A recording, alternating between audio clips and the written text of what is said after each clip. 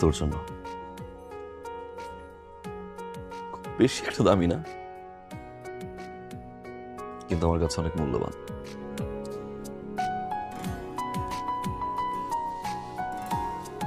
প্রতিটা সকাল, প্রতিটা রাত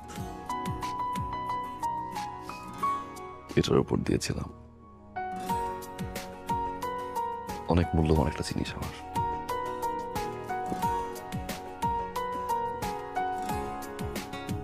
আজ থেকে তোর।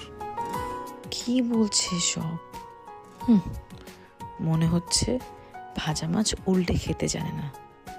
সবার থেকে সরে এসে এখানে গিফট দেওয়া হচ্ছে, দেখি তো কি এমন জিনিস। এখানে আসতে কেন? যা।